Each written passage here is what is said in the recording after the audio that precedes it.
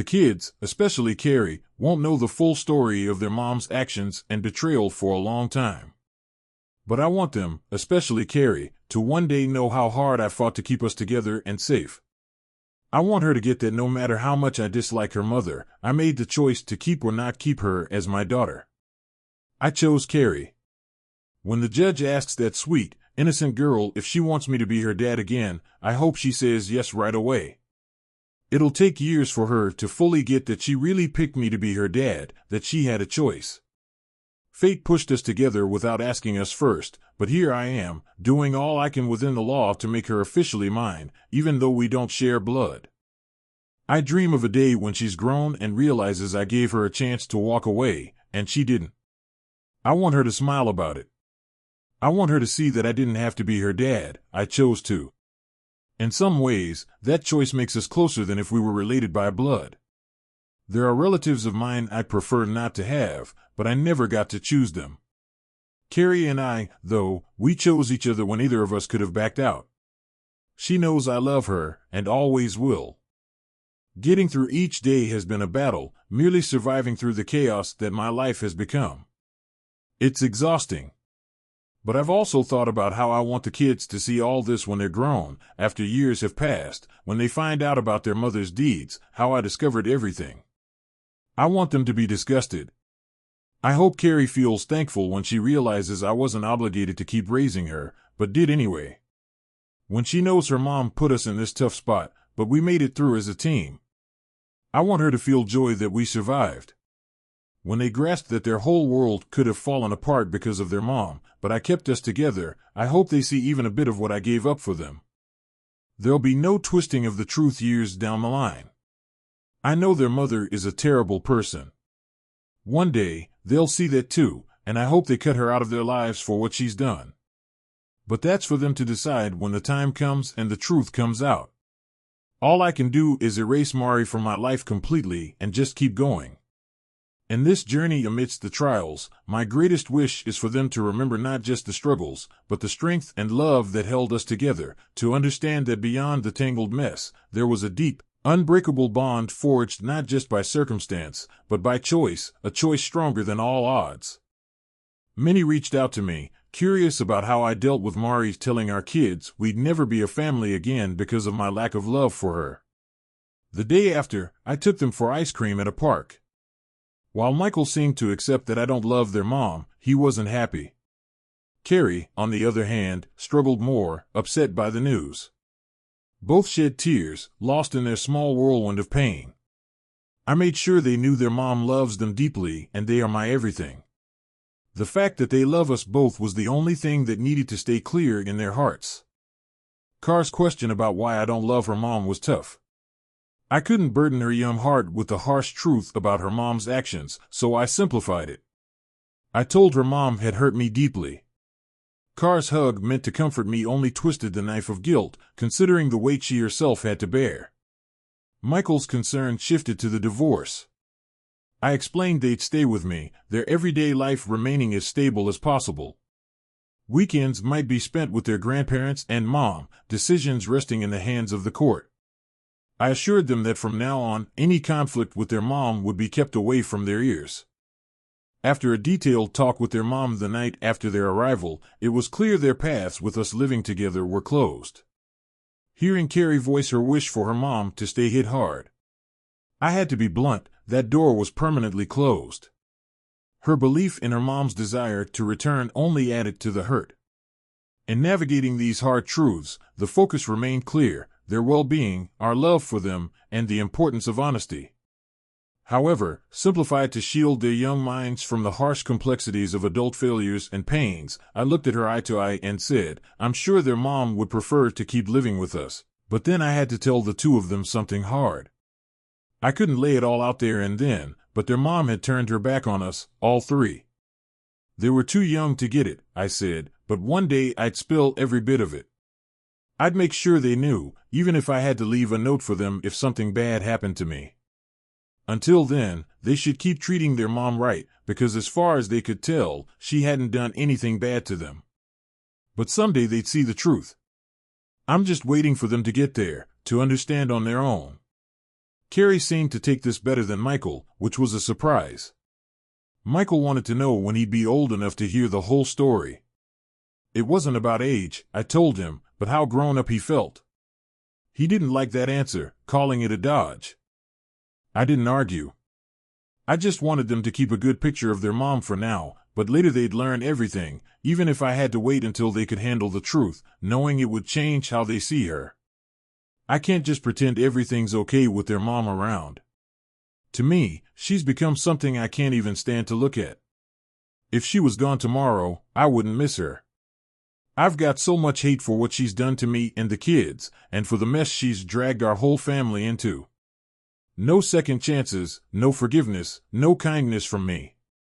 I don't think her getting hurt was some kind of cosmic payback. If it was, it should have spared my car and hit her harder. That might sound harsh, but we kept going, stuck together, and made something decent out of the mess she left for her 3 biggest letdowns. That's what hangs over us now, but we're getting through day by day. One day they'll know the full tale, and they'll see her for what she's become, all on their own.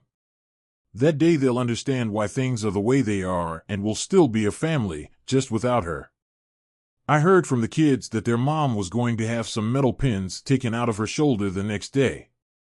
I kept my thoughts to myself, although I joked in my head about them using a big magnet to pull them out. A few weeks after we talked, the kids brought back a letter from their grandma's place, handed it to me by my son. It had my name on it. I couldn't just toss it with the kids watching, so I set it aside with the other mail. We didn't want one. Once I got the kids to sleep, I saw the letter again as I walked by and decided to give it a read. Mari started off by saying she was sorry for the pain she caused. She said she didn't mean for things to get so messed up, that she lost sight of who she was and who she wanted to be. She even said sorry for the hurt she caused the kids. As much as she makes my blood boil, I almost respected her for saying that. But then she wrote that she still loved me with her whole heart, always did, and always will. That got a laugh out of me because I knew she believed the nonsense she was spilling. That's what made it so hilarious. But as I kept reading, she said that's why she hadn't let herself fall for another man, because her heart was still mine. I wanted to crack up. Couldn't she argue that if she loved me, she couldn't share her life with others the way she did? She claimed that her cheating was just physical. She had missed out on being young and carefree without ties or duties. By keeping it only physical with these men, she felt like her heart was still mine alone. To her, these flings were just about freedom, a way she twisted into a strange kind of logic only a real messed up person could. Cutting off Mari was like cutting off a source of madness. It was for my peace of mind, but it also kept me from fully grasping how twisted her thoughts and actions were. Ever since the day I found out about her betrayals, I've realized I never truly knew her. What she wrote to me made it clear she didn't truly know me. She wasn't trying to make me angry, I could tell from her tone through her words. She seemed to think she was choosing the lesser of 2 wrongs. In her mind, not getting close to other men meant she was saving her love for me. That was her logic. Knowing your loved one has a heartfelt bond with someone else is deeply painful, but an emotional affair doesn't spread diseases, result in physical fights, or lead to an unexpected child. I would have preferred she formed countless emotional bonds, but never let them turn physical. That she doesn't understand this about me tells me she never really knew me at all. She picked the worst option, not realizing how deeply it would affect me. I've seen many stories here, but none where someone's partner said it was just emotional. Yet, that's what she's claiming, revealing she spent the last 6 years acting on base desires without a thought for anything deeper. Even knowing what she did was wrong, she felt justified in her choices. That letter gave me a glimpse into her mindset, seeing these actions as acceptable, even desirable, draining me of any affection left for her. The thoughts of her with others were bad enough after catching her once, they got even worse after she confessed to being with so many men. But seeing the evidence from her phone shattered my mental peace. In simpler words, she wrote to me, and it showed she didn't really get me. She wasn't trying to upset me, I could tell from her words. Basically, she thought what she did was a bit better than an alternative. For her, not getting too close to other guys was a way to keep her heart mine. That was her thought process. Feeling your partner is emotionally involved with someone else hurts a lot, but you don't get sick, end up in fights, or have a child from just talking or texting. I would much rather she had tons of emotional connections than have anything get physical. That she can't see this tells me she never really understood me. She chose what I see as the worst path, not knowing me enough to predict how I'd feel. I've read a lot of posts here, but no one said their partner only kept it to emotions. She's essentially saying just that, but it shows she lived the last few years led by basic urges, not thinking beyond that. She knew what she did wasn't right, but still felt it was okay on some level. That letter let me see how she saw her own actions without guilt, becoming something I couldn't feel affection for anymore. The images in my head were bad after I caught her once, they got even worse after she told me about being with way more men. But when I saw the messages, pictures, and videos on her old phone, it broke something inside me. It felt like I was tied to Pornhub for half a dozen years. When I hear about someone finding out their partner had a fling, my heart goes out to them, and for those who discover their loved one was having an affair, I feel an even deeper pain. But what I went through, knowing my darling lived like the most shamed night worker in old Rome and liked it, words fail me. Now when I think of Mari, all I see is her covered in shame. She repulses me to that level, a reminder of how low she sunk, a memory tarnished forever. No connection with anyone else could ever make me see her with such disdain. She became worthless in a moment, a love turned into a ticking bomb. Over 6 years, the day I filed the legal papers adopting Carrie was maybe the second biggest of Mari's worries. By noon, a law officer was at her parents' doorstep with the divorce notice. 10 minutes later, another showed up with the lawsuit papers. She tried calling and texting her parents, but I didn't answer or read any of them. Told to get a lawyer by mine, she didn't get the advice she hoped for. I heard she lost her temper at several of the staff. Then Nadia later told her the divorce would go on whether she liked it or not. Any more trouble from her would be met with strict action. I half wished Mari had kept pushing, jail wear might not suit her. Yet what she did feels like it should be illegal. Over a week passed before her lawyer contacted Nadia for a chat. He wanted to know if we were serious about the civil lawsuit aiming to get back the money spent on a child that wasn't mine. Nadia confirmed we intended to claim back every penny lost to Mari's deceit. She left out that it wasn't about the money at all. Even if I come out on top, chances are I won't see much, if any, of the money the court might say she owes me. But winning means every bit of cash she earns would trickle my way until she's paid up in full. It serves as a costly nudge and penalty for her actions. And if I lose, she still has to cough up cash for a lawyer, which is yet another bill she can hardly handle. He got that the bulk of what we owned, including the house we lived in, was mine way before we tied the knot. Yet he pointed out we shouldn't bet on snagging full custody of the kids, making her foot the bill for child support, all while cutting her off from any spouse support. After her bad crash, Nadia laid it out plain that his client messed up by cheating well before her accident, picking the worst time to get caught red-handed. We aimed to make every step forward as harsh for Mari as possible. Her car, the only valuable thing to her name and currently with her, was hers to keep. Mari was left with her retirement savings untouched because what I've saved far outshines hers. She wouldn't even have that nest egg if not for me pushing her to save as much as she could each paycheck. She didn't have to worry about bills, her only costs were her car and its insurance. The rest of her dough was hers to spend. Now she's got to stretch it. I can already tell she's strapped for cash, and it's only going to spiral from here. Winning the lawsuit means her wallet will take a hit every time I get a slice. But it had to be done. I don't think she ever saw me going to the lengths I am about the car. I took a ride for a spin for a few months after mine was totaled. Since it was the only pricey thing she owned, racking up miles felt good, even if it was just for small revenge. But then I got myself a shiny new SUV and had a friend tag along as I dropped her car off at her folks'. I left the keys in the mailbox. Clueless about when she'd be okay to drive again given her history, I figured she'd be back to her old ways as soon as she could.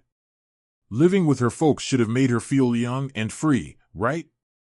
But having guys over to sleep at her parents' place just felt low.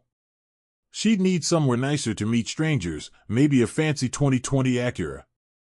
I thought about giving her car to the local college for the police studies.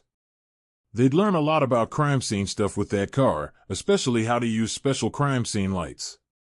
Sounds crazy, but the best part about dropping off that car, it doesn't have a spare tire, and I made sure she knew it when she bought it, telling her she'd have me to call for help.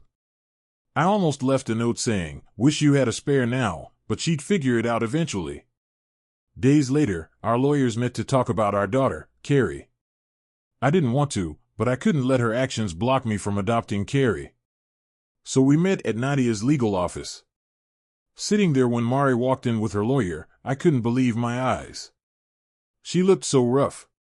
At first, I thought I was seeing things, my anger painting her in a bad light. But when Nadia glanced at me, I knew it wasn't just me. Mari was thin, her face hollow. She was never overweight, always lost baby weight fast. Now she looked like she was in a bad place. Maybe down in Florida getting a mugshot done. Her hair was short, not quite a Karen style, but too close. This shift was more than a look. It hit hard, a mix of sad, angry, and a little bit lost in what had become of her. Sitting there, I remembered the days when we were a team aiming for a good life together. Now facing her across that table, it felt like staring at a stranger. A part of me wished we could rewind, fix where things went wrong. But life isn't like that. You can't just rewind and erase the bad parts. You have to face them, deal with them, and somehow find a way to keep moving forward. For our daughter, for Carrie, that's what I intended to do, no matter how hard it got. Her clothes looked like they'd never seen a wash since the big crash. Hard to think of what she could have worn to look good, but I made sure she got all her gear back so no one could point at me for how she looked. The lawyers went back and forth. At the start, I could feel Mari's stare, but I kept my eyes away. I wanted to toss back hate and scorn with my look. When I did sneak a peek, I couldn't find the pretty girl I remembered. Dodged a bullet there. From beauty to mess in half a year. Now she's just someone from my past. Talking about Carrie helped distract me from Mari's rough state. They asked about tracking down Carrie's real dad. I said we'd hold off until the divorce and kid stuff was all sorted. Then I asked if she could recall any names that might clue us into the dad's identity. It felt low to ask, and she wasn't happy to hear it, but it was the hard truth. She had no names. I wondered if she'd block me from adopting Carrie officially. She said she wished my name had never left, and she wouldn't stop me from adding it back. That's all I needed. Take care. Drive safe. I was ready to wrap up, but Mari stopped me cold. If I had admitted to messing up just once and swore never again, could you have taken me back? She nailed me with that one. It's something she's chewed over since she stepped out. We both knew the answer, and that's what hurt. Her question wasn't just a question, it was her admitting something deep without saying it outright. This moment wasn't just about ending things or who was wrong or right. It was about what's lost in between. Love, trust, and the idea of what could have been. It's about the messiness of human hearts and the roads we choose, intentionally or not. Funny how life throws these moments at us, making us face the what-ifs and might-have-beens, making us realize that sometimes the end isn't just an end, but a mirror reflecting our deepest woes and wishes. As Mari laid bare her question, it wasn't just the past calling out. It was a raw, unspoken hope for understanding wrapped in the husk of hurt and regret. She knew well that if she ever gave herself to someone else, I'd cut her off for good. No turning back. We had many talks about cheating. I was clear, if she ever stepped out, I wouldn't hear her out. After the time for talking was before crossing that line. Any words after were just empty, just excuses. After a long silence, I told her she knew there was no coming back from this for us. Then I put her in a tight spot, asking if she'd take care of a child I had from a fling if I brought it home. 6 years later, things got real bad after that. She accused me of trying to hurt her on purpose. I didn't argue. She told me I wasn't her parent, that I had no right to punish her like this, referring to the lawsuit. I was clear, the divorce was her punishment. The lawsuit was just me trying to get back what I was owed. She said I was willing to ruin our kids' lives just to get back at her. I shot back that she looked worse than if she had been on drugs, and her accusation proved it. She began to cry, saying she still loved me. I couldn't care less. Her tears made me only more cold towards her. I assured her the kids would be taken care of, but let her know I had no concern for her well-being anymore. There was a time I'd have done anything for her happiness. I asked her, wasn't my everything enough to keep you loyal? Why did you have to hurt me like this? She said she betrayed herself more than anyone. I lost it, saying she betrayed us all, especially Carrie. The lawyers stepped in to cool things down. Nadia showed them a visit plan she'd thought about. Knowing when she'd have the kids would help her plan medical visits better. I made it clear to her, not that it's my place or that I care, but I told her to keep strange men away from our kids. She claimed she wasn't seeing anyone. She didn't like it when I reminded her. She'd said that before, more than once. Yet she swore if it ever happened, she'd keep the kids out of it. I asked if anyone besides Rebecca knew about her cheating. She told me after the first time, she only admitted to kissing to her sister, who lost it and yelled at her for a good 5 minutes. Mari knew she couldn't ever tell her the full ENT. Only Rebecca knew the whole truth about the hookups. She wondered if there was any point in trying counseling to fix things between us. I questioned why I'd stay in a marriage that felt dead in the bedroom. She argued that was never our problem. I countered that it was definitely over now, since I couldn't imagine touching her again given her actions. She asked if I hated her. It wasn't a simple yes or no, but saying, with every fiber of my being, summed it up. So that's the situation. We're just waiting for our divorce to be finalized by a judge, and we can't start dealing with the civil case until the divorce is settled. The kids are handling things okay, all things considered. They're seeing both sets of grandparents more, which is one good thing in this mess. I know I need to work on not hating her. I've started seeing a therapist who agrees I have reasons to feel the way I do. While not looking for someone to take my side, it does help knowing my feelings aren't baseless. I'm trying to move past the hate. The therapist suggests venting and moving on. Meditation isn't easy for me, but I'm giving it a shot. My first therapist was fine for a bit. The first meeting is always just getting to know each other, no matter how much you fill out on forms. At first, she seemed really upbeat and kind. She told me I was doing better than many dads, which felt good to hear. But then when we dug into the past before the cheating happened, her vibe changed. She didn't say it straight, but it felt like she said sometimes we annoy or hurt our partner without knowing. If we don't talk about it, those small things can build up over time, turning into a big mess. No, she didn't sound like she was from Belgium. But I have enough self-respect and sense to know that nothing I did could justify what Mari did. What she did to me was way out of line, no matter what. So, I decided to find a new therapist. Next, I tried a guy therapist. He got the whole feeling less of a man and haunted by painful memories thing. He knew it was tough, but somehow I didn't feel right with him. I'm done crying, thankfully. But when it's time to open up about deep feelings, I just can't do it in front of another guy.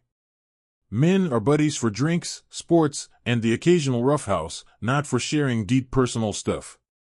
At least not this man. I thought of giving him another shot, but it didn't feel like we were connecting.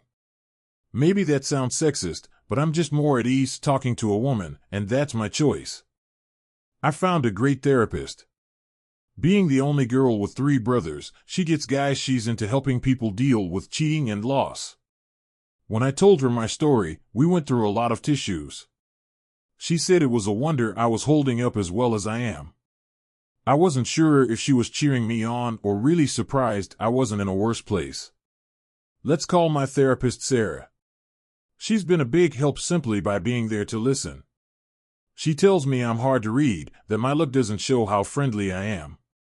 She noticed I use jokes to ease tough spots and win people over. I said it spoils the joke if she points it out first, but she's getting to know me. She insists I need to get to know myself better.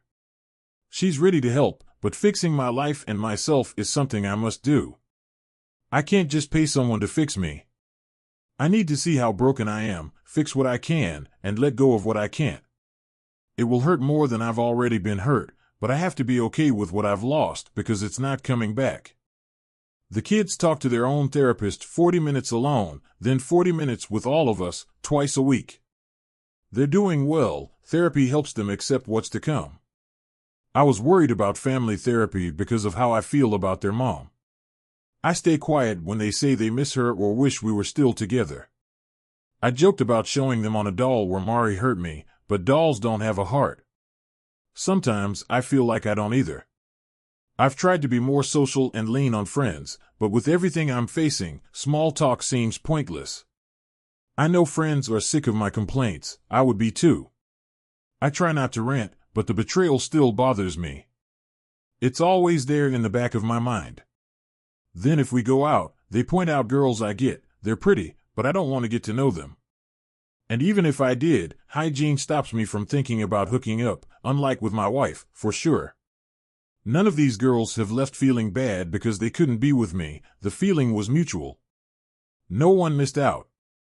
In a simpler way, she figured out I'm not easy to understand. She sees beyond my tough exterior to my friendly side. She's caught on that I lighten the mood with jokes to seem less intimidating. I tease that it ruins my act if she's too quick on the uptake, yet she's decoding me bit by bit. She insists now it's my turn to dive deep into understanding myself. She's committed to lending a hand, but remaking my life and redefining who I am demands hard work from my end. There's no shortcut, no hiring someone else to tackle it for me. It's time to take a hard look at my scars, mend what's fixable, and accept what's not. The journey ahead promises more pain than what I've endured, yet embracing what's gone for good is a step I can't skip. The kids have their therapy sessions, diving into individual and group discussions twice weekly. They're handling it with grace.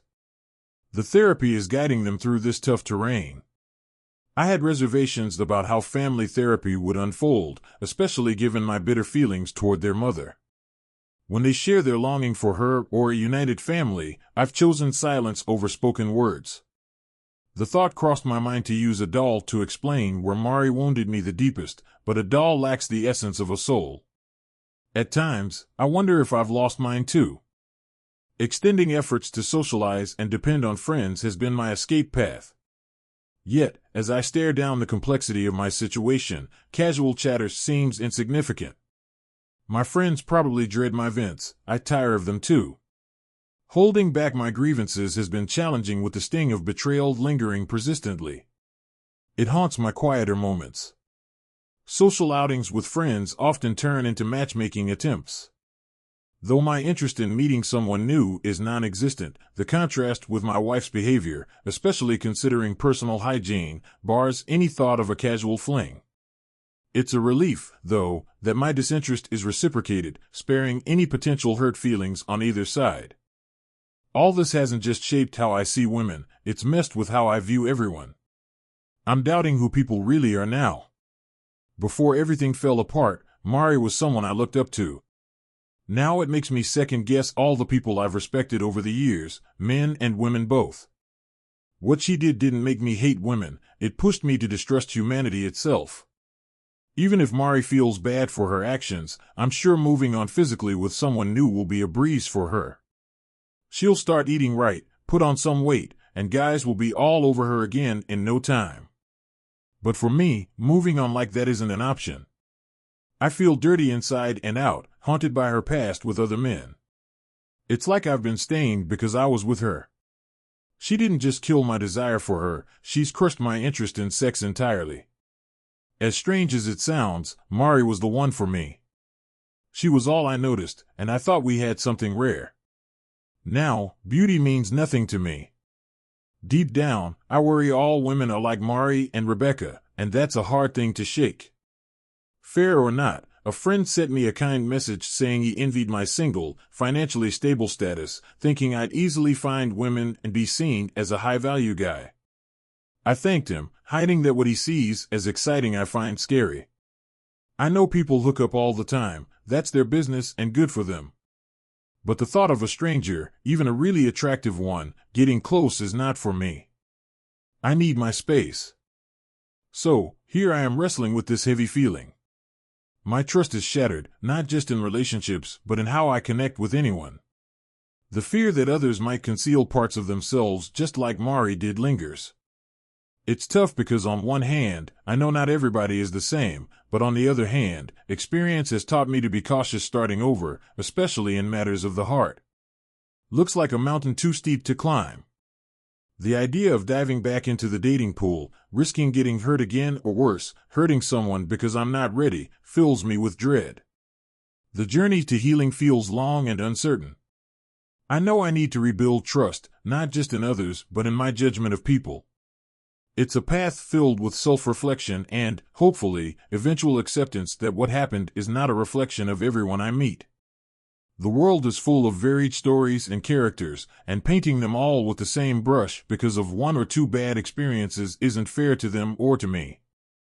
I realize my view has to change bit by bit, opening up to the possibility that good people exist, that not everyone is out to deceive, is a start, and maybe in time, I'll find that connection again. But for now, I tread carefully, watching from a distance, learning to distinguish the true colors of those around me. In this journey of rediscovery, I hope to find not just trust in others, but peace within myself. It's hard for me to understand how people meet someone they barely know at a bar or through an app and almost right away they decide to get close in a very personal way. It's like they don't think twice about going somewhere quiet, taking off their clothes, and having sex. This is the norm in a world full of Tinder and dating sites, making my view seem unusual. I would be worried about how recently they did the same thing with someone else. It seems most people are okay with this kind of lifestyle. Mari's number of hookups wouldn't be strange for many single women today, and it feels like a lot of guys would act the same if they got the chance. I couldn't and wouldn't want to do that. I also couldn't be with someone who had. I think part of Mari's reason for not being honest about her cheating was to upset me, knowing how I'd feel about it when I said it seemed like she was trying to make a point. That's what it felt like. If I wasn't going to give her another chance, she chose to do what she knew would hurt and disgust me the most. It was like the ultimate test, then taking revenge, without me realizing I was being tested.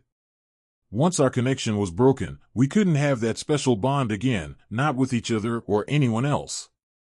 It's a once-in-a-lifetime thing because we each get only one life. What hurt me the most was the continued cheating. If she had just admitted what she did and we had divorced, I might have been able to heal and maybe give someone else a chance, but it felt like she wanted to break me completely, making sure I wouldn't want to be with anyone else just because she couldn't have me back. It's cruel, and no matter how clean she tried to be, I felt like something was brought back to me that shouldn't have been there. It's gross. I wish her bad karma for this. When Mari and I were each other's only one, every moment we shared was special and pure. Her first step away from that shattered everything good in an instant. In an instant, trust in a relationship can shatter. Imagine a pure glass of milk, that's like your bond. When she kissed another, it was as though a drop of dark ink fell into our milk, just one drop, yet it spread quickly, changing everything. Though it looked mostly the same, the milk was forever altered. She didn't just stop at one drop, more ink followed, but she let me believe all was well. As time passed, what was once a glass of milk became nearly all ink, her actions a betrayal so deep it felt like she became someone unrecognizable, devoid of the value we once held dear. The excitement that comes with a new romance, it fills me with dread. When Mari and I started, even the butterflies in my stomach felt unsettling. It took a while for me to get used to being close to someone as beautiful as her, to really learn to kiss and share intimacy. We took our time against the stereotype of eager teens because we believed in building something real slowly. That slow, steady build is what I cherished, it's what we both said we wanted. Now the thought of being with anyone, even Mari, turns my stomach. It's disillusioning how swiftly happiness can turn to ash. I look around and feel disillusioned by humanity. My journey wasn't meant to unfold like this. Each day adds to the weight of disappointment and loss. The ink in our glass of milk spread too far, tainting my view of love and intimacy. Starting anew, facing the idea of building trust and closeness with someone else seems unbearable. The betrayal not only broke my heart, but frayed the very fabric of my belief in connection and love. Now, navigating these feelings feels like wading through a murky, ink-polluted pool, searching for clarity that seems just out of reach. We had dreams of so many sweet times ahead as a family, but now those dreams are gone, and the moments we hoped for will never come. At the core, I loved Carrie, but our paths together weren't chosen by us, they were pushed on us by choosing to adopt her. I'm showing her that if I had the choice, I would pick her as my daughter every time. When the judge asks her if she wants me to be her dad, it's her chance to show the love she has for me comes full circle. It's about making things as right as they can be. I can't truly be her dad, that role belongs to someone out there who doesn't even know he has a 6-year-old girl, but to her, I'm the only dad she knows, a guardian and provider beyond any duty I'm bound to by law. I faced criticism and harsh words for my actions, trying to keep my sanity. I've made decisions thinking they were what was best to give Mari's 2 biggest hurt souls a chance at claiming a love they were denied. I might realize these were mistakes later, but I've tried my best. I'll aim to update again when I can after more things get settled. I'm sorry for the gaps between updates and their length. I'll work on making them shorter and more frequent as the kids and I move ahead together. My name's now off my stepdaughter's birth certificate. She won't be my stepdaughter after I divorce her mom, but I'm working to adopt her officially and make sure she and our son are under my care. I despise my soon-to-be ex-wife for reasons that are real, and I'm trying to work through that anger. I'm focused on making things hard for her until I can let go of my hate. This update is an effort to keep my word about giving news more often and in shorter chunks. If any of my past messages were too much, I'm sorry, that wasn't my goal. After the chaos hit, I hadn't seen or talked to Becca. Since that morning, how much she's in Mari's life now is unknown to me. If they've reconnected or not, I can only guess. The kids haven't brought up Becca at all. What I know is limited to what they share, which isn't much. A couple of weeks after everything exploded, I leaned on an old buddy for support, telling him the full story. I chose him because his wife loves to talk, and her sharing nature could serve my needs. Despite this, I don't feel bad about it. She's a dear friend too, you see. Becca runs her own salon with 9 people. Once the news filtered through our circle, 2 stylists quit. Whether they left for better opportunities or to stand against Becca's involvement in my wrecked marriage, I can't be sure, but I like to think it's the latter. Once the dust settles, I'm ready to expose her misdeeds. If that drives people away from her business, so be it. But the true impact of my actions remains to be seen. One surprising encounter happened when I bumped into Mari's sister at the store. She wrapped me in a hug, apologizing for her sister's wrongdoings.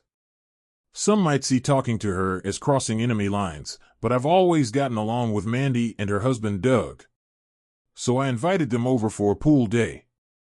Doug took charge of the kids and the grill while Mandy and I dove into deep conversation, careful to keep it away from little ears. Lucky that they were too occupied with swimming and eating to pay us any mind. To cut a long tale short and without all the details, connections lost, friendships tested, but paths crossed in unexpected ways, framing a story of turmoil, endurance, and uncertain new beginnings. Mari's kin all thought she only stepped out on me a bit, but Mari fed them tall tales about her love life. Mandy and her folks heard it was just a few flings after Michael came along until she got nabbed.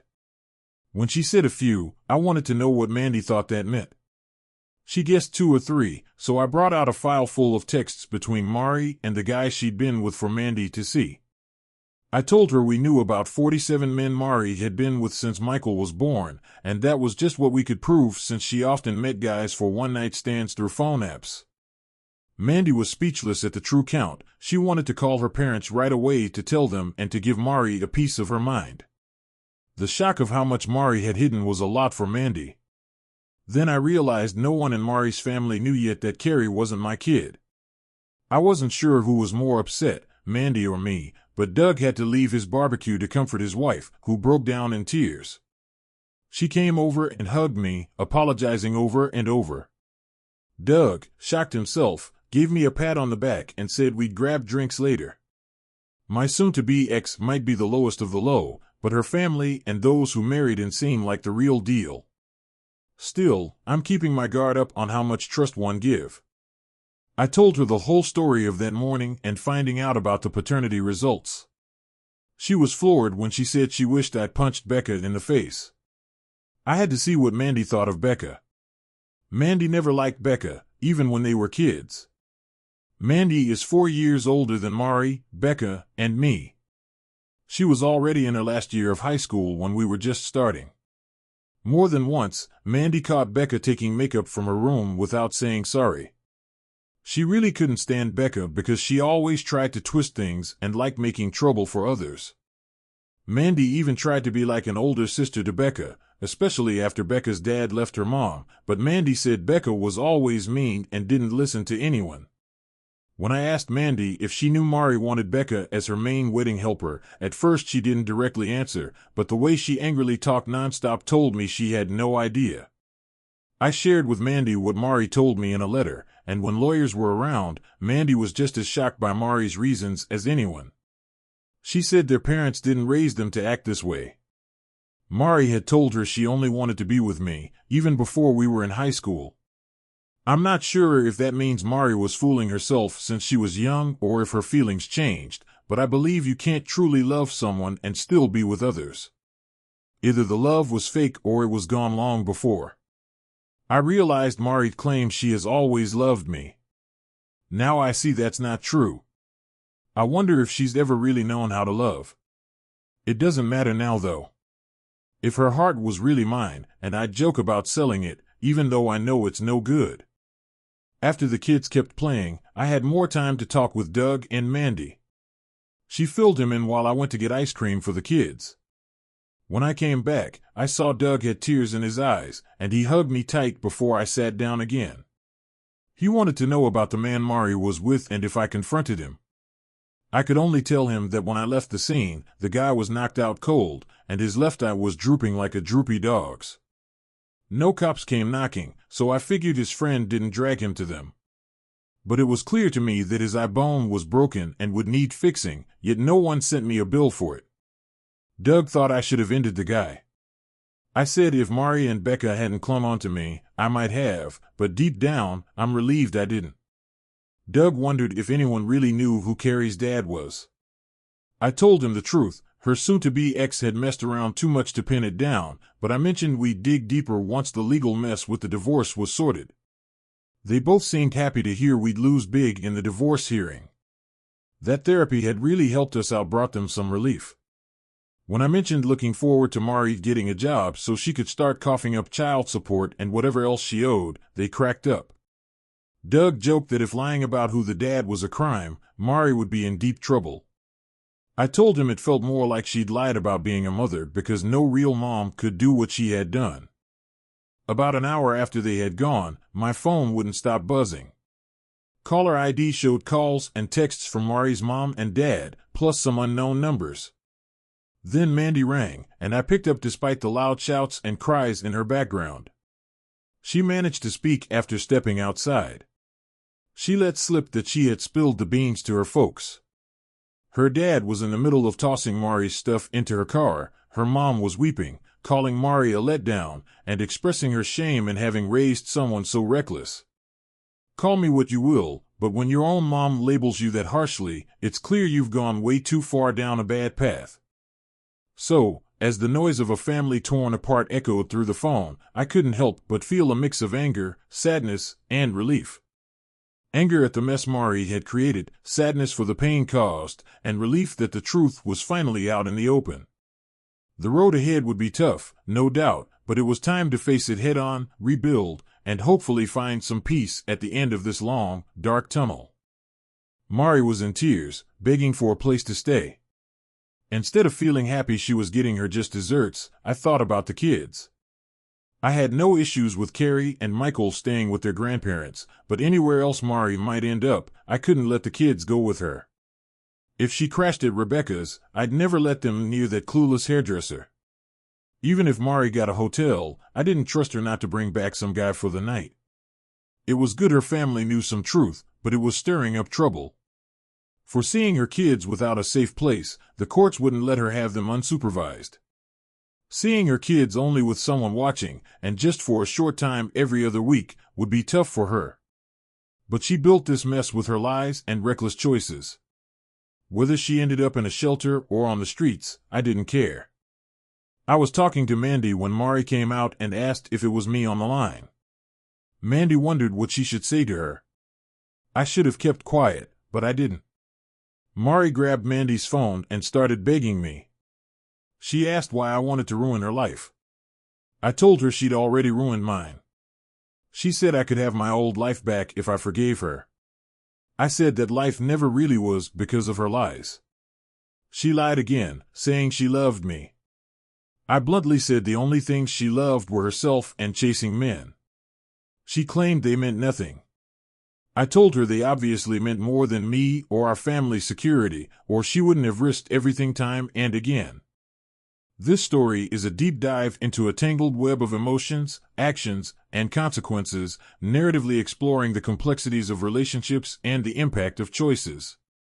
She asked why I had told her sister and parents about her secrets. I questioned why she hadn't told them the truth, especially that I wasn't Carrie's real dad. Angry words flew between us. I yelled that I'd always be Carrie's dad, even if not by blood. She needed to have been honest. She told me her parents were casting her out, leaving her with nowhere to go. I coldly said that served her right, and I'd make sure her situation got even tougher.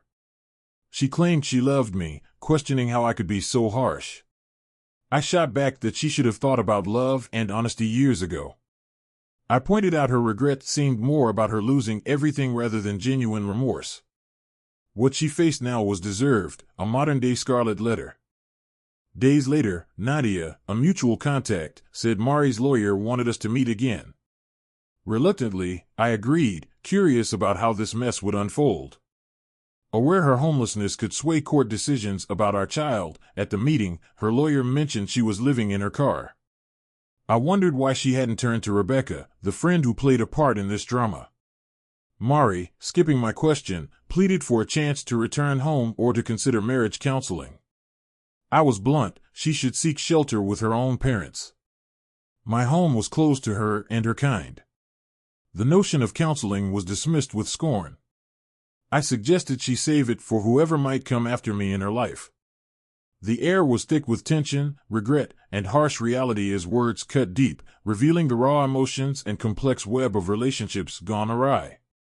This was a tale of love turned to bitterness, of family bonds tested and breaking under the weight of secrets and lies. I was sure she couldn't stick to just one person after living so wildly for ages. Her lawyer didn't like my words, saying they were too sharp. I shot back, calling him a greedy jerk for siding with someone like her, and wondered out loud if her legal fees were covered by her online gigs or by other means. Nadia put her hand on my shoulder, trying to cool things down, asking us to please keep it polite. I asked for a break, saying I was bubbling with more harsh words and needed to cool off. We took 20 minutes, and I went to my car to get some air. I thought about leaving a nasty mark on Mari's car with my key, but knowing cameras were watching stopped me. I was already in deep with enough legal trouble. Peeking inside her car, I saw it was a mess. Fast food trash on one seat, clothes thrown all over the back. She was living a mess and dragging me into it too. I'm working with someone to try and drop the anger, but I saw no need to show her any kindness or respect. Everything about her felt wrong, and I thought she didn't respect herself anyway. Nadia suggested I keep my answers short from now on, just yes or no if I could.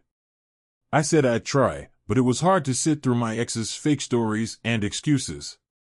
Nadia promised she'd speed up the meeting as much as she could. When we got back to it, I just stared hard at Mari and her lawyer, my look saying they could both get lost without me saying a word. Nadia moved things forward, asking Mari if she had looked into getting any counseling. She said she hadn't had the time with all the physio sessions, nor the money since her insurance wouldn't cover it. Nadia then asked if we'd be willing to cover a few therapy sessions for Mari. My head whipped around so fast at that, I thought it might snap off, but she nudged me with her foot under the table, a sign she had things in hand. Her lawyer quickly put out that Mari would pick her own therapist, no matter who footed the bill. Nadia nodded okay with this, adding maybe some talking help could make her a better mom down the line. I couldn't believe Nadia was even suggesting this, but stayed quiet, letting her go on. Her side said they'd think it over and get back to us later. My lawyer, even the other side, made a point about making sure any woman in her cases got the support they needed. The way she said it almost had me thinking she'd switched sides. Mari wanted us to try therapy together.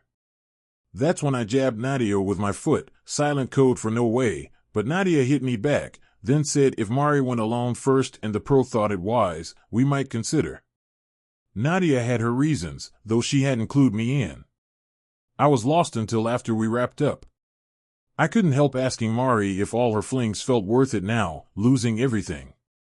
Did she think the thrill was worth giving up a husband who loved her, losing time with her kids? I saw she enjoyed those times, or she wouldn't have kept at it. I really wanted to know if she thought it was worth it. Her tears seemed real as she told me no. I pushed further, asking if she felt real shame.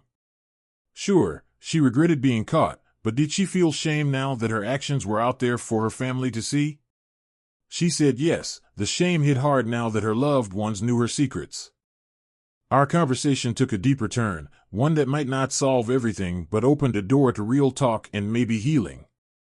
Yet as we both left that room, the weight of words unresolved hung between us, a reminder of the long road ahead.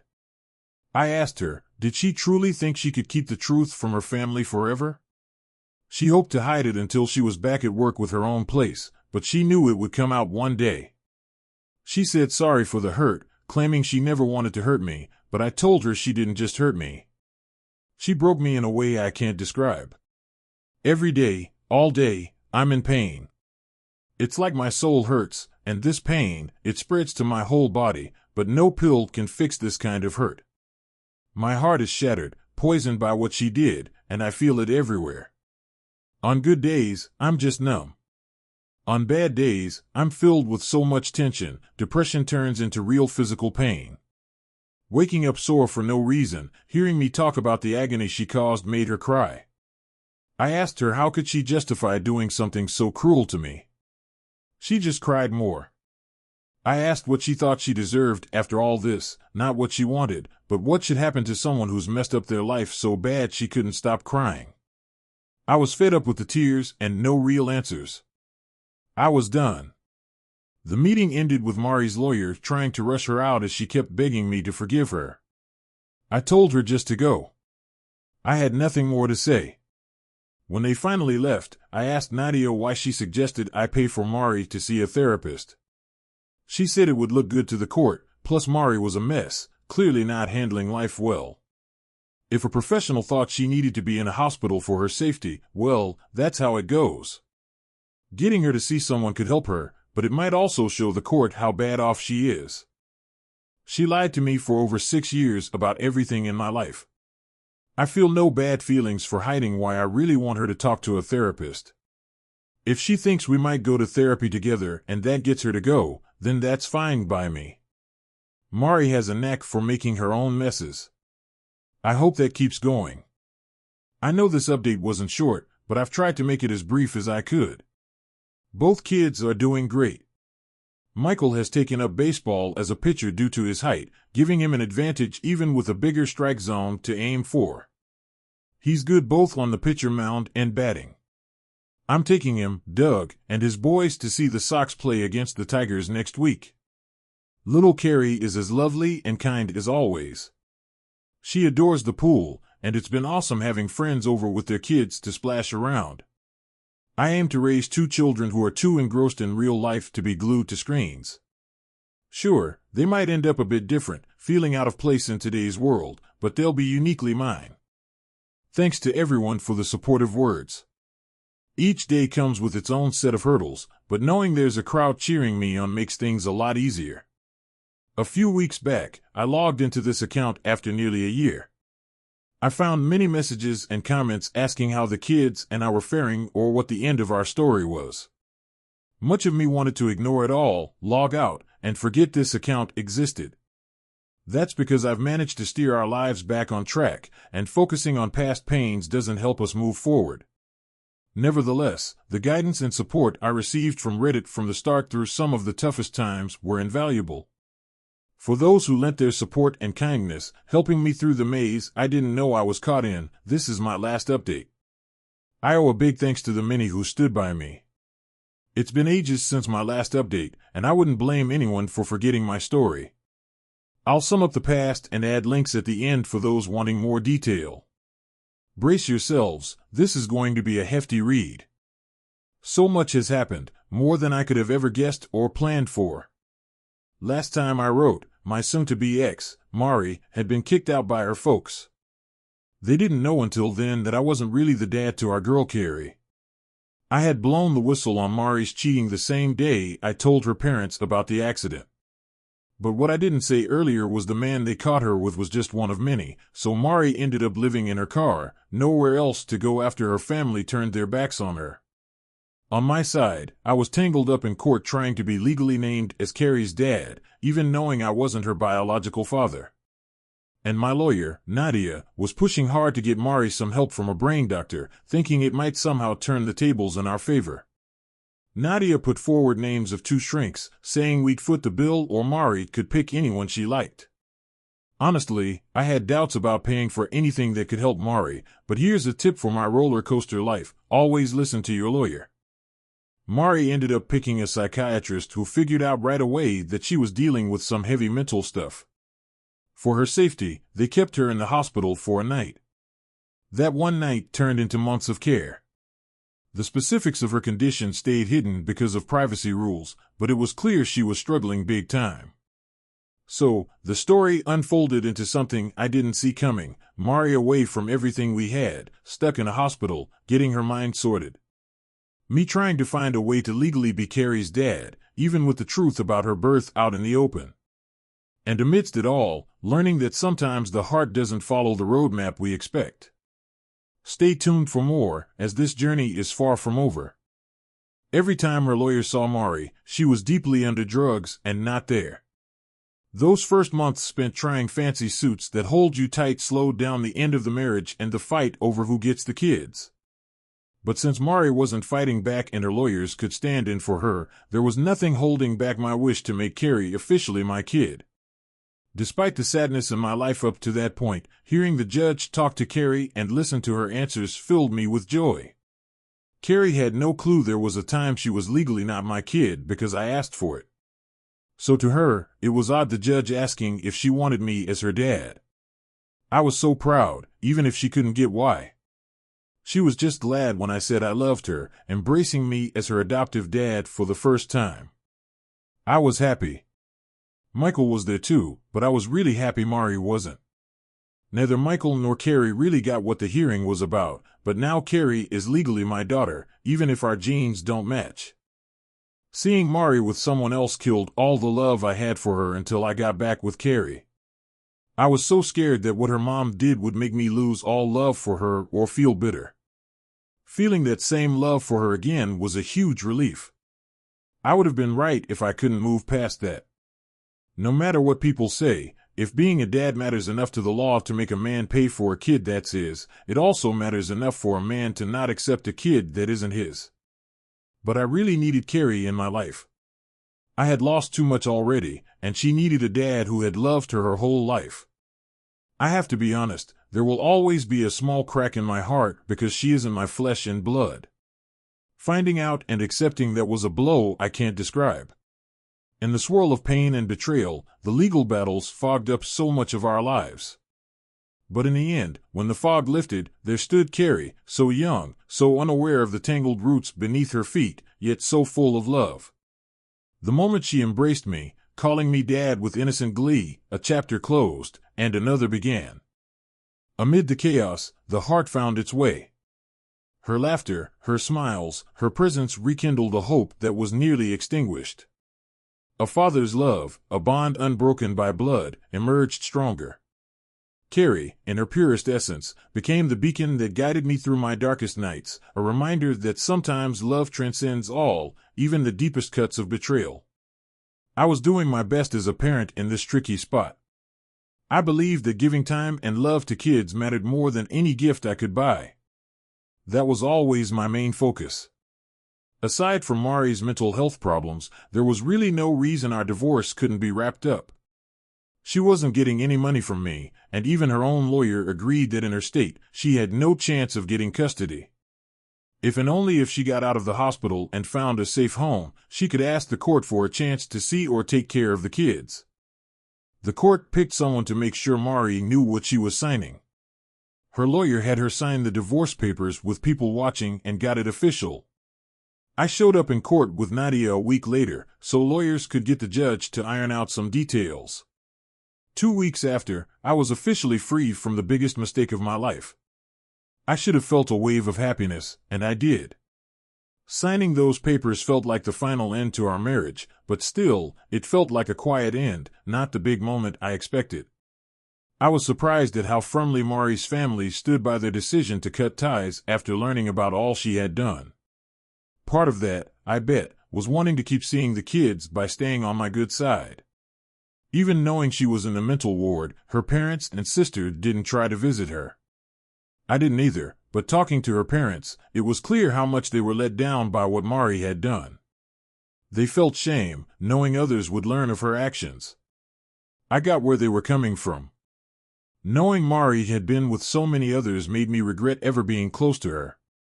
Mandy didn't hold back in spreading the word about what her sister and Rebecca had been up to, leaving out the part about maybe fooling someone about being a dad. Of course, the news spread like wildfire, carried by whispers between friends and loud shouts across social media platforms. Within weeks, everyone had heard about her years of lies and betrayal. They all agreed they'd give her a piece of their mind if they ever saw her again. It was a bit embarrassing for me, having everyone know I had been so blindly trusting. But in a relationship, trust is everything, and she had never given me a reason to doubt her. It was only a few months before I discovered her betrayal that I even started to suspect anything. Looking back, there were signs I missed, but she was good at hiding her tracks. I wonder now if I should have been more wary of her nights out with the girls after she seemed better. Just on principle. But the night she didn't come home was a first. She'd always call if she was even a little bit late, which hardly ever happened. That night, I was genuinely worried for her safety because it was so out of character. I know some might think I was naive or just not seeing things, but she had managed to keep everything just physical, careful not to leave any clear signs. She wasn't obsessed with her phone or secretive about it, and I never felt the urge to check it. She appeared to be the perfect wife and mother, loving and devoted. I wasn't the only one fooled. Many friends told me they were just as surprised and would have warned me if they had any clue. They were as in the dark as I was. If she had been more obvious about her deceit, like wearing a risky dress on a windy day, I and everyone else would have seen the truth right away. But she wore a mask of perfection that fooled everyone. After everything came to light, nobody wanted anything to do with her, caring little about what happened to her, even if it meant she would be confined away from the world forever. The pain of betrayal hit hard, stirring a mix of anger and sadness within me. Yet through this storm of emotions, a story of resilience and healing began to unfold. Friends and strangers reached out, sharing their own tales of hurt and recovery, reminding me that I wasn't alone in this journey. As I navigated through the aftermath, the support and stories of others became my guiding light, teaching me invaluable lessons about trust, forgiveness, and the strength of the human spirit. In this chapter of my life where trust had been shattered and the truth had been hidden, the power of community and shared experiences shone through the darkness, offering hope and a path forward. The big issue was that nobody had a clue about Mari until it was too late. The law kept the hospital from telling us anything due to privacy rules. No clue if she talked her way out or if they just didn't know how else to help her. But come Tuesday just before lunch, they let her go. She found her way from the hospital to her car parked at her lawyer's place, then she drove straight to the kids' school. When they said she couldn't see or take the kids, she lost it, making such a fuss that the school called me. I rushed them to call the cops and said I'd be there as fast as I could. On my way, I rang Mandy and said her sister had left her vacation on Crazy Island. I wasn't sure if she was let go or if she bolted, but I'd figure it out at the school. Mandy said she'd call everyone to keep them in the loop. By the time I arrived, 2 police cars and an ambulance were out front, lights on. I parked and headed straight for an officer. After saying I was her ex, he guided me in through a side door into the school cafeteria. I was glad to hear my kids, Michael and Carrie, were kept out of it, school still on. The cops had Mari at a table. She tried to get up, demanding to see our kids. As they kept her back, I asked if the cops had checked if the hospital really let her go. They told me the hospital did release her, but only because they had to, not detailing more without legal papers. Mari broke down, begging to see the kids. Tensions were high, and there I was trying to sort out this mess nobody saw coming. Thanks to those privacy laws, it was a tight spot, not knowing if her release was planned or a slip. Yet there I stood, caught between relief that my kids were safe and the chaos of dealing with Mari's sudden appearance. The emotional load was heavy as I navigated through explaining to Mandy the uncertain turn of events. The family, now on high alert, shared a silence over the phone, punctuated by promises of updates. Reaching school, faced with the flashing urgency of police and medical presence, a swift move to the side door ushered me into the unfolding drama inside. The specter of public distress met with private worry as Mari, contained yet unsettled, voiced a demand echoing every parent's fear and right. But faced with the barriers of procedure and policy, our confrontation became a testament to the complexities of care, freedom, and responsibility. I stood my ground, telling the officer there was no way she'd get to see the kids in her wild state. Her voice cracked as she begged to see them again. I was firm, suggesting she get her lawyer to sort out any visit time until a doctor said otherwise. In my eyes, she was not fit to be a mom. She argued that our kids were the last bit of love she had. I shrugged, noting kids are young and don't know better. The officer couldn't help but chuckle before quickly getting serious again when she lunged in anger. He held her back. She cried, saying it had been months and the kids were her only hope after her dark days in the hospital. I didn't budge, refusing to drag the kids into her mess. I asked the cop to keep her away from me and the kids with a restraining order. He started the process but said it was up to a judge. He then told her since she couldn't see the kids, she had to leave the school, as per the principal's conversation with them. She quietly grabbed her things and left with an officer. Meanwhile, I worked with the other cop on the paperwork and had a word with the principal. Eventually, the school day ended, and I picked up Michael and Carrie, driving home. I thought I saw Mari's car at a drive-thru. It seemed she hadn't given up yet. I took 3 right turns and found myself back on the same street. Mari's car was just ahead, and I sped up to see what she was up to. She didn't know I was following her, clearly searching for someone, that someone being me, watching her every move. The kids didn't spot her car either. Lucky for me, a Reddit user had suggested installing cameras with mics in my car, which gave me solid proof Mari was trailing me and the kids even after the cops warned her off. I headed straight to the police to show them the footage of Mari lurking, then tailing us, then losing track. The official assured me this evidence would be seen by the judge, and I'd likely get a restraining order fast.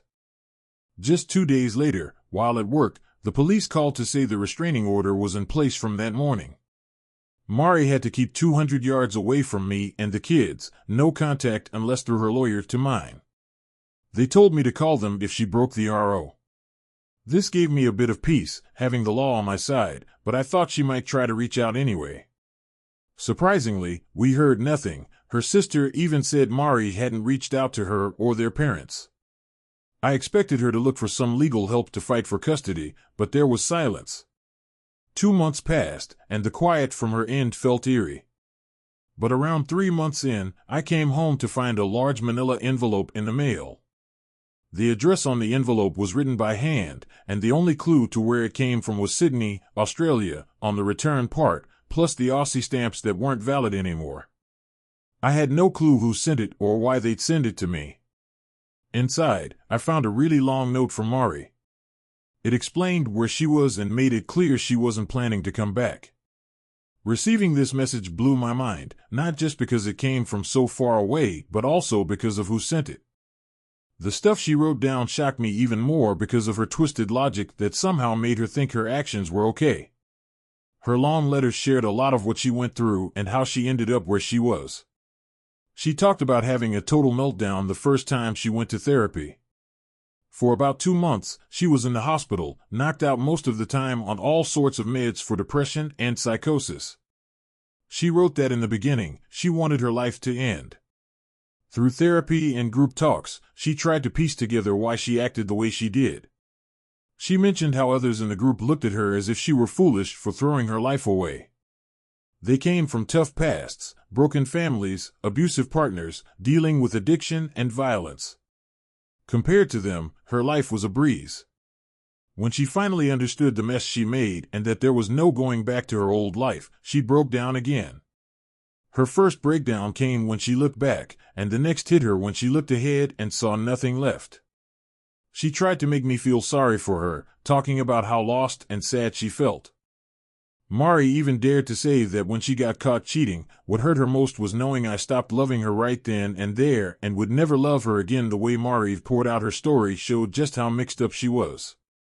It was as if she hoped explaining everything would make me see her side, but all it did was prove how far gone she was, chasing a happiness that hurt others, unable to see the damage she caused.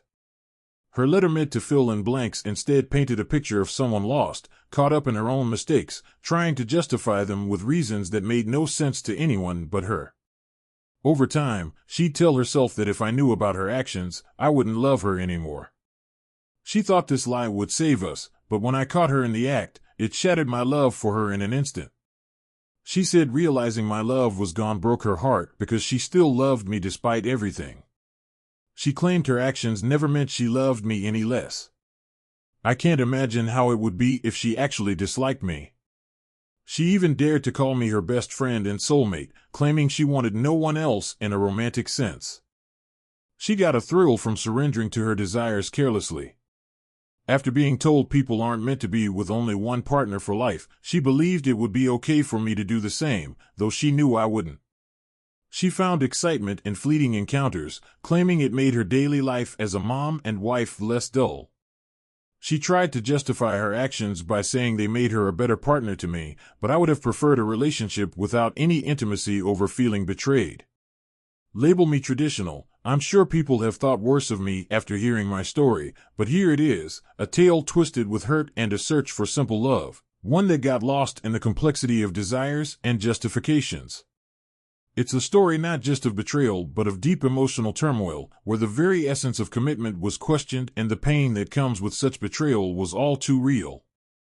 Exploring your wild side, your deepest desires, is a journey you have every right to embark on. In our world today, it's rare to find someone who hasn't taken a walk on the wild side at least once.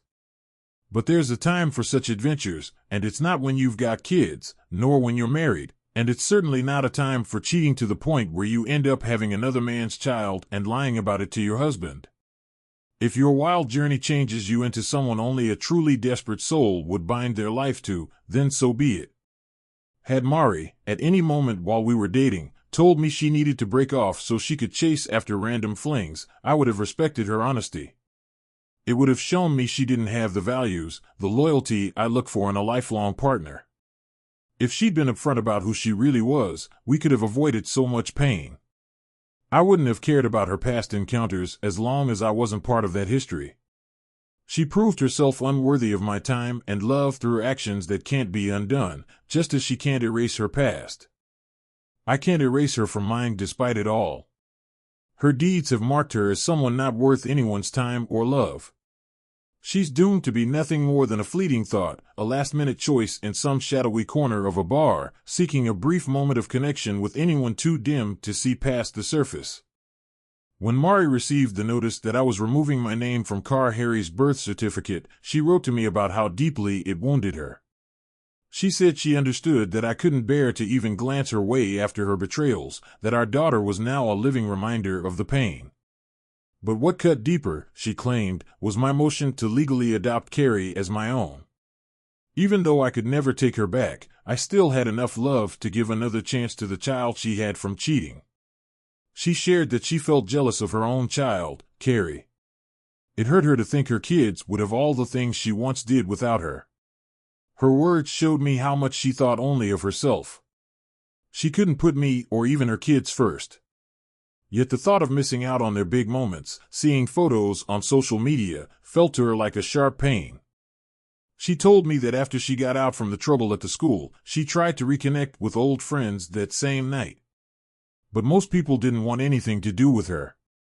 Some pretended they didn't know her, and a few even warned her about getting too close to their partners. She found out that her small town had turned against her. Her old boss and coworkers were aware of what happened, so going back to her previous job was not an option. The car insurance from the accident was paying her a monthly check, but that stopped once she no longer went to physical therapy and they decided they were done with her case. She was out of money. Finding a job near her kids wasn't happening, and she was struggling to make ends meet. She managed to sell a few things for cash while job hunting online. That's when she met a guy from Australia online. After chatting for a few days, he invited her to visit. Her story unfolded in a mix of regret and a search for redemption, showing the depth of her isolation and the complexity of her emotions. The journey of reconnecting with herself and finding a new path amidst the backdrop of her mistakes and the consequences they brought painted a vivid tale of human frailty and the quest for forgiveness. She'd been toying with the idea of dipping into her 401k, but the thought of the tax hit made her shudder. Then an offer from Australia became the tipping point, and she withdrew her savings despite the cost. She told me he seemed like a good man with a son in need of a mom. Sadly, the kid is trading up for a Joan Crawford, and he's unknowingly welcoming an Amber Heard into his life. Little does he know about her past or what she's capable of. Now she's his issue. By moving to Australia, she plans to dodge the IRS and rid me of her presence for good. That was her final message, and with luck, the last I'll ever hear from her. I sometimes joke that she misunderstood Australia's history as a penal colony, thinking it had a more personal twist. Still, if it means she stays out of my life, I say let her. As much as it pains me to say, Australia has my sympathy facing a new challenge in her arrival. It's like they've welcomed another dangerous creature into their wild they've long enjoyed. Toying with gravity, and maybe this is the price they pay. I'm not hiding my relief that she's gone, and I believe I've earned this moment of joy. But to my friends in Australia, I offer my sincere thoughts and prayers. Maybe reconsider those strict gun laws. With her history of chaos, from mental health issues to potential health risks, she might just stretch your healthcare system thin. I really hope she stays gone. The thought that tax evasion could keep her tied up with legal issues, even facing jail time, gives me peace. Working through my anger has been a journey, with my therapist guiding me forward. It turns out much of my rage was self-directed rather than at her. Forgiveness, they say, is liberating. I always thought my anger was all towards her, but that wasn't true. So here's my story, a mix of deep emotions, a dash of humor, and a hope for a calmer future, extended and shared. With every word, I inch closer to releasing the grudges I've held and looking towards a lighter horizon. Despite her flaws, I realized I had been too hard on myself. I couldn't believe I had made such a poor choice. Yes, Mari betrayed me, but I was the one who let her into my life, messing it up big time. I now know that not meeting Mari would have been better for me, making me think that the saying by Lord Alfred Tennyson might not be so smart after all. When Mari left her parents' house, a lot of people inquired about Rebecca. She turned to face Rebecca, believing she owed her protection because she had contributed to our breakup.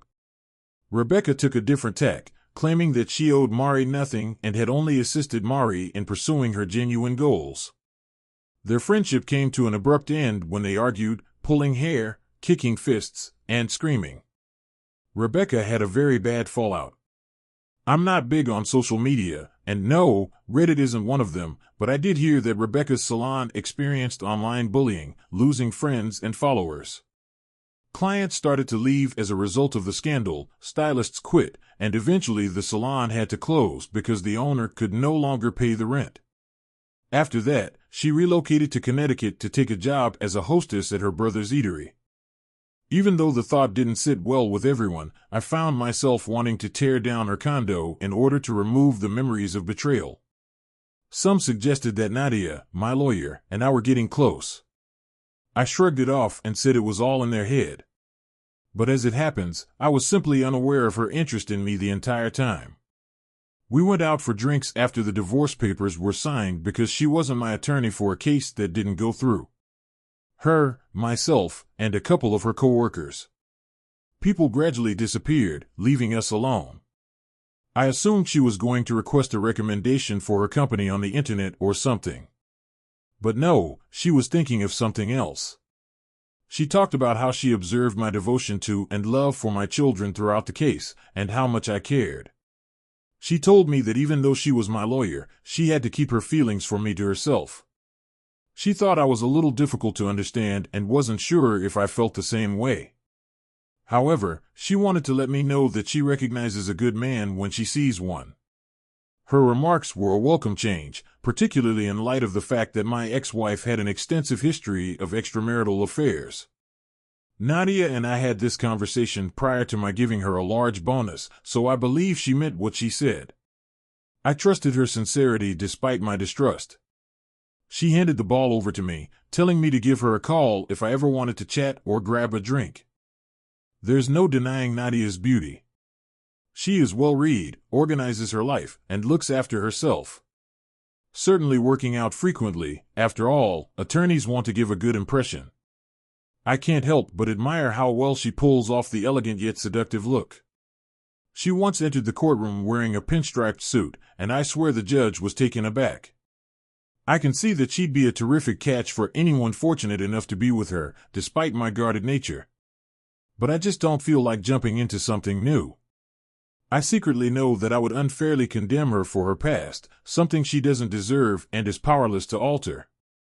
Unfortunately, my past causes me to be unfairly judged by any woman I might like.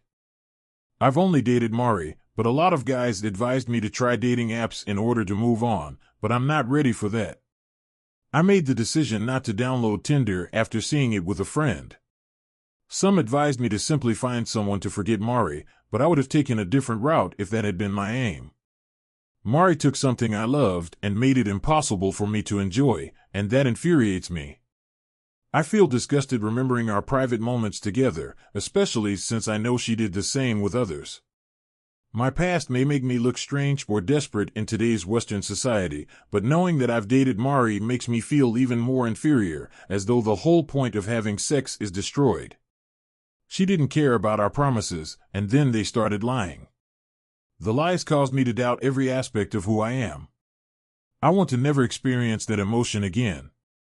I demonstrate that I don't need anyone in my life by living alone. I don't have a bad attitude toward women. In fact, I wish them all the best, especially since my daughter will eventually become a woman. However, I don't think a woman could improve my life, only make it more difficult. How one person I cared for could have taken something I treasured and turned it into a source of pain bothers me. Because she shared those moments with others, the memories are now tainted, causing me to shudder. Because I've only dated one woman, society may categorize me and make me feel like I don't belong. However, the truth is that I felt tainted by my encounter with Mari, which stole the joy and purity that intimacy used to hold for me. We betrayed our vows and the deep lies they told, throwing away everything that was once sacred between us for a few fleeting moments with others. They caused me to question my value as a father, my sanity, and my skills. I will not return to that gloomy place. I proved to myself that there is no one in the world that I cannot survive without by standing alone and carrying on with my life. My position is not one of hostility toward women, rather, I wish them well, if only for the benefit of my own daughter. But I've realized there's nothing a woman could provide that wouldn't just make my life more complicated. It occurs to me, seriously, that some women may look at men with a mixture of distrust and fear, and in all honesty, it seems right. When you get right down to it, people, regardless of gender, can be incredibly destructive to one another. To me, trust is hardly worth the risk. Now, here's the thing, a lot of people have been inquiring about finding out who Car's real father is. I've also dabbled with those DNA sites, but the idea that if Carrie spits into a tube and it comes out with a match, that match also receives a ping makes my stomach turn. What happens if it's her dad, her uncle, or even a cousin? Not to throw open our doors, but to protect her from the outside world. She's doing great, with no health concerns keeping us up at night. Why then hurry? As solid as it is now, my plan is to wait it out. Perhaps even into her 20s, or perhaps not until she reaches her mid to late teens. Allow her to spearhead that initiative. A dark, twisted part of me plays with the notion of permanently zipping my lips shut on this. What's really bothering me, though, and what I'm really throwing out to the Reddit community for some pearls of wisdom, is this: given the situation as it stands right now, what would be Carrie's best course of action? Is it the right move to keep this a secret for the long run? Or should I wait until she turns into a teenager or reaches adulthood at the age of 18 before we open this box together? I'm not obsessing over this puzzle and my peace. I have my truth firmly under control. It's laying out the possible turns that lie ahead for her, searching for the silver lining among the inevitable setbacks, and estimating the likelihood that she will experience a health scare that will have her frantically reaching for her father's medical playbook. Be aware that any research into our family tree has been put on hold for years due to a deadlock. Perhaps, since her mother's departure is still causing repercussions, the last thing I want to do is upset her even more and cause her to lose her sense of stability. It's an odd club to be in between us, all entwined in the hope that perhaps, just possibly, the children have more of their dads than not. As I wrap up, I have to give a big shout out to Crano from Reddit. Man, your words have been a beacon of hope. I don't think you've been on this rock for 187 years, but your wisdom is ageless. You exposed my ex's deceit and pointed out the holes I was unintentionally leaving for her tactics. I believed you when you said Mari was at her wit's end, but wow, in the end, she really did receive a dose of her own medicine. I sincerely appreciate your support and presence as you helped her uncover the truth. I am thankful to everyone who encouraged me or offered encouraging words.